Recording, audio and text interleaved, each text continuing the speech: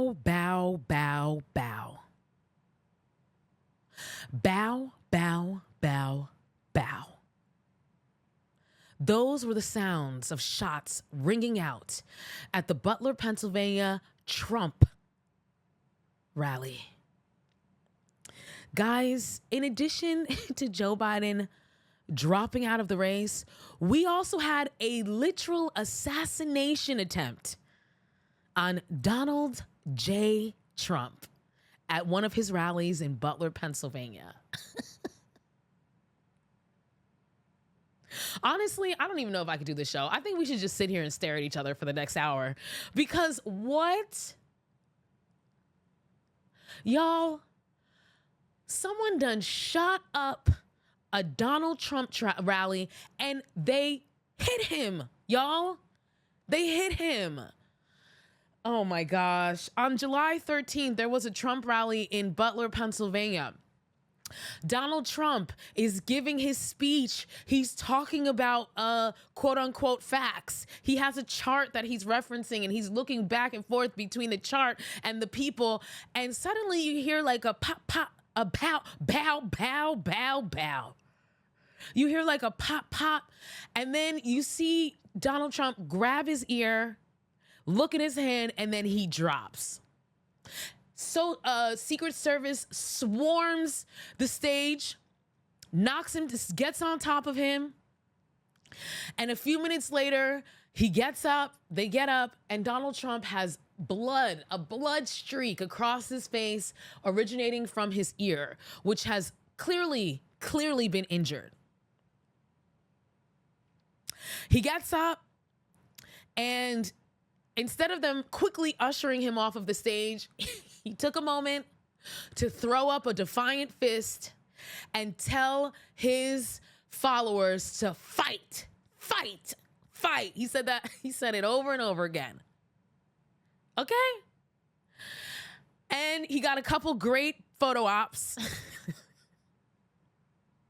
And then the Secret Service and other law enforcement bumbled and fumbled to get him off the stage, get him into the motorcade, where he once again stood up before he got into the motorcade and put up his fist and said, fight, with blood streaking down his face, y'all, and whisked him away. Unfortunately, not everybody was so lucky. Donald Trump sustained a grazed wound to his right, one of his ears. I don't know which one. But unfortunately, not everybody there was lucky. One person died at the rally, folks. One person died. 2 people were critically injured, and the gunman was also killed by Secret Service. The one person who died, his name was Corey Comparatori. He was a fireman, and according to witness accounts, he died trying to protect his family from the bullets. He threw himself on top of them to protect them, and he was hit in the head. He was hit in the head, and according to some of the people who helped him, one of which was an actual doctor, he died instantly, okay? 2 other people were critically injured, and the gunman, they have found out, was 20-year-old Matthew Crooks, who is or was a registered Republican, folks. Registered Republican. Got up on a roof and popped off, shot Donald Trump, killed people in the route, a registered Republican. Now, they also said that he, in addition to being a registered Republican, he had also donated a couple years ago to a Democratic, action committee. So, you know, his politics are not necessarily straightforward, if you will. He never voted. He was too young to vote. He was only 20 years old. And one of the first things that came out of this after everything went down, when, you know, everybody was still like figuring out what was up, which, by the way, we still don't know what the hell really went down. But a lot of people were saying or questioning whether or not it was staged. A lot of people felt like this was a staged event, partly because, like, you know, I mean, it felt like a movie scene, right? Like the presidential nominee gets grazed in the ear by a bullet. He misses, you know, being assassinated by a millimeter, you know, and a half an inch.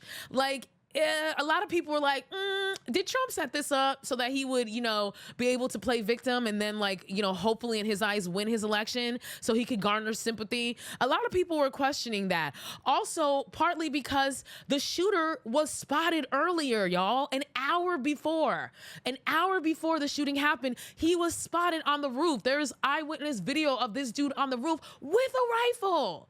An AR-15, mind you. Ironic, right? Ironic that it would be an AR-15 that we on the left have been trying to ban for God knows how long. This dude was spotted on the roof an hour before. There was law enforcement, and law enforcement officer climbed up to the roof, saw him, and allegedly the gunman pointed his gun at him, and the law enforcement officer climbed back down. And listen, obviously, duh, that's what you do when someone points a gun at you. You get out of the way. But then it's like, then what happened? What happened? That in that time period, this man was not taken off this roof. The fact that eyewitnesses on the ground were able to get video of this motherfucker. Okay? Also, the Secret Service response. Everybody is like, wait, you mean to tell me you let this fool get a whole photo op, multiple photo ops? There is a TikToker, I believe his name is Dinner Pancakes. You can look him up. He is not trained Secret Service, but he was trained in diplomatic protection services. So he has like training in this area, and he was kind of dissecting things and breaking things down. And he was like, look, I'm not a conspiracy theorist. I don't know. But what I can say based on my training is that there is no reason for what happened to have happened. He called it a tuck and chuck, where what Secret Service is supposed to do is they're supposed to get rid of that. They're supposed to get the person out of there immediately.